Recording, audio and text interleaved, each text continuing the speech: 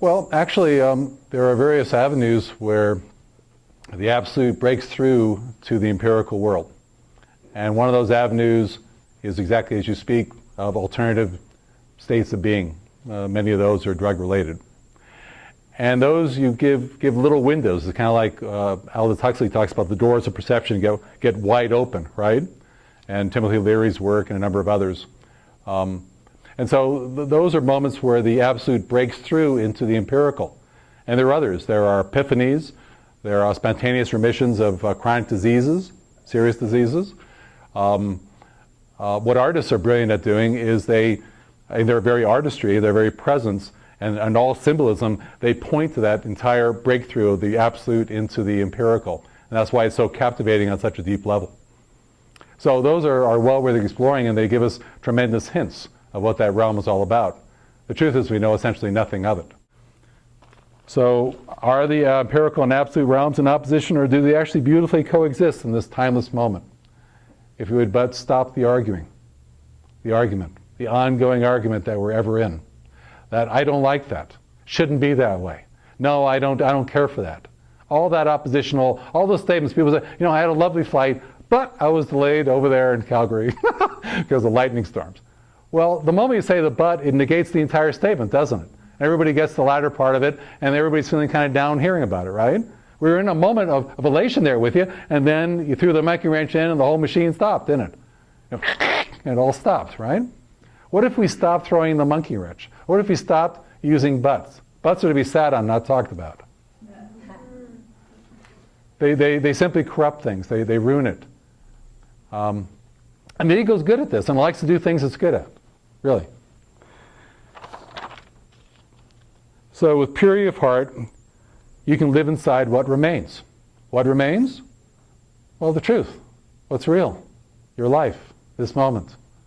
And that's it. There isn't anything else. This is it. Life's a banquet. Most poor sons of bitches are starving to death.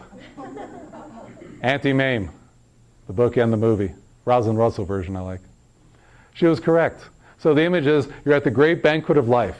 You've been invited. You've got your own personal hand-engraved invitation directly from God, from the universe. Doesn't get any better than that. And you're at this banquet, and it's got the finest of china, and the finest of linen, and the finest of silverware, and just incredible foods, all incredibly healthy and tasty, everything your heart could desire. That's good for you, right? And there's almost nobody at the tables. Oh, there's this one person over here, another over there, the other one's kind of leaning over here, and that's about it. It's almost completely empty. But there's incredible fracas, incredible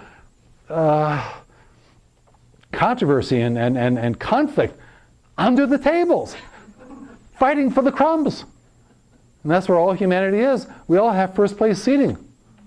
Where are we? What are we doing? So the opportunity is to embrace our original sanity. It was there, we were born with it, we still have it, we'll die with it. Why not uncover it and live inside of it? Why not inhabit it? You got something better to do? You could see ourselves, and this is one of those breakthroughs of the absolute into the empirical world.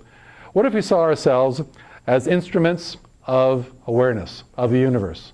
And we're here to be the best of that we can be. Make our contribution. Like Spencer Tracy gave advice to young aspiring actors and actresses. They did a lot of interiors in those days, in the 40s and 50s in movies. So he said, know your lines and don't bump into the furniture. We're all continually bumping into the furniture. Adyashanti asked that question. How much longer do you want to continue your argument with reality? There's an ongoing argument, I suggest to you, going on with reality in your life, and probably in a good chunk of your life. Something ain't right, something's wrong, something you don't like. And you're making yourself miserable, doing a great job of it, by the way, over that. What if you ended the argument? What if you lost interest in the argument? What if you said, yeah, whatever, but I really just don't care. I kind of lost interest in that. And if you lose interest in all those shenanigans, all that's left is your true, beautiful life, whatever you make that to be. Another breakthrough, we have a few minutes, is to kind of see that this empirical life, this duality, being in these bodies on this beautiful blue-green wet planet, as you'll see outside, is really okay. There's nothing wrong with it. and that it's nested within a continual, larger non-duality and oneness. That's vast, that's beautiful, that's spacious, that's ineffable, beyond words to describe. And if we know nothing else from all the sages and all the mystics and all these so-called enlightened masters, they see everything as divinity. They see everyone as Buddha. They see everyone as whole and complete. What if we came from that space into life? It's not where you're going, it's not where you end up. What if we come from that into life? Doesn't that shift everything in terms of your perceptions? Does it get any better?